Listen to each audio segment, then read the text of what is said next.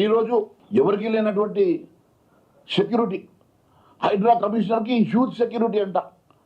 నాకు అర్థమైతే లేదు ఈ హైప్ ఏంది, ఈ కారణం ఏంది, ఆయన ఏం పొడిచిండు అని చెప్పి ఆయనకి ఇంత హై సెక్యూరిటీ ఇస్తున్నారు. ముఖ్యమంత్రి గారు గతంలో మీరు ఒక్కసారి ఆలోచన చేస్తే ఐఎస్ఐ టెర్రరిస్టులు పట్టుకున్నటువంటి ఎంతోమంది పోలీస్ అధికారులు, నక్సలైట్లను ఎదురోడి పోరాడినటువంటి ఎంతోమంది పోలీస్ ఆఫీసర్లు, ఎంతోమంది నక్సలైట్లను అరెస్ట్ చేసి వారి ప్రాణాలు సైతం త్యాగం చేసినటువంటి పోలీస్ ఆఫీసర్లు, వారి కుటుంబాలు, వారి పోలీస్ డ్యూటీ చేసినటువంటి వాళ్ళకు లేనటువంటి సెక్యూరిటీ ఈయనకు ఎందుకు ఇస్తున్నారో నాకు అర్థమైతే లేదు. దేనికోసం ఇస్తున్నారో నాకు అర్థమైతే లేదు. ఇంటి ముందు సెక్యూరిటీ అట, దానికోసం కూడా సోషల్ మీడియాలో, పేపర్లలో దానికోసం కూడా ఒక పెద్ద ఎత్తున ఒక చర్చ.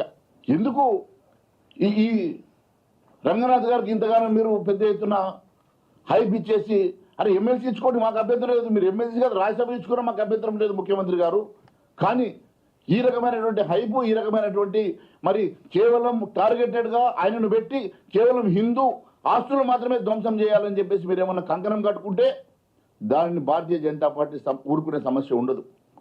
మీరు నిజంగా చిత్తశుద్ధి ఉంటే ఓల్డ్ సిటీలో అక్కడ ఉన్నటువంటి అక్రమ నిర్మాణాలను కూడా మీరు తొలగించండి.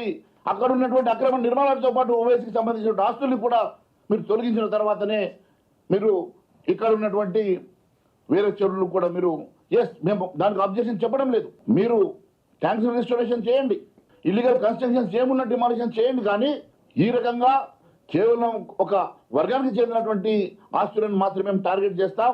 ఓల్డ్ సిటీ నా పెరిఫరీలో లేదు, తెలంగాణ రాష్ట్రంలో లేదు, అక్కడికి మేము వెళ్ళము, అక్కడ బుల్డోజర్ నడవు, అక్కడ బుల్డోజర్ పంపలేము అనే తీరుగా మీరు మాట్లాడడం మాత్రం ఇది సమంజసం కాదు. దీన్ని మేము ఖచ్చితంగా వ్యతిరేకిస్తున్నామని చెప్పి తెలియజేస్తా ఉన్నాను.